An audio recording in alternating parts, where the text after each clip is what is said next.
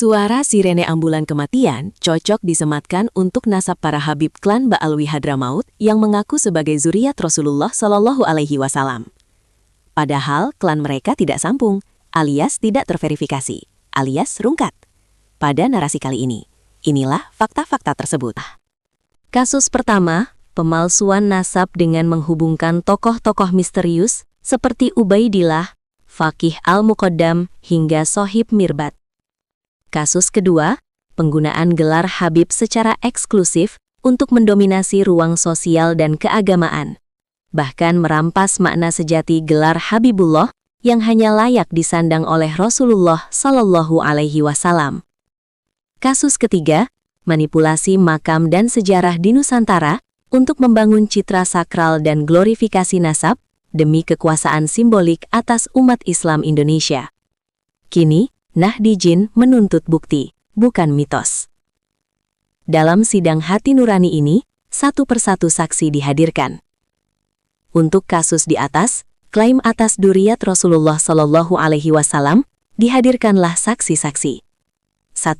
Saksi sejarah NU, Kiai Haji Agus Saniuto menyebut bahwa kaum Ba'alawi dari Hadramaut baru tiba di Hindia Belanda sekitar tahun 1833 hingga 1838.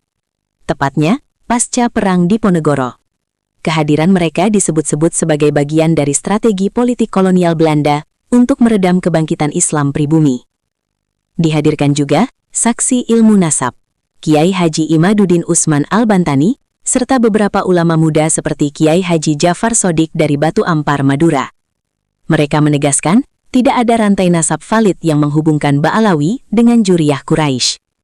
Dihadirkan pula saksi akademisi dunia Ulrike Sritek, Eng Seng Ho, dan Ajumardi Ajra, menyebut bahwa klan Ba'alawi baru muncul belakangan, bukan dari jalur langsung keturunan Nabi Muhammad Sallallahu Alaihi Wasallam.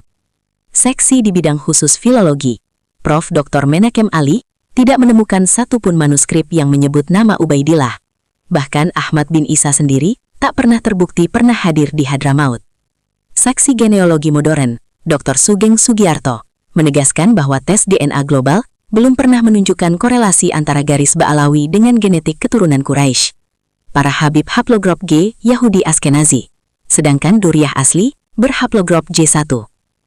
Rangkaian sejarah berbicara dalam bahasa dingin dan menusuk, tapi sangat jelas. Fakta tidak bisa lagi dikubur di balik jubah dan gelar suci.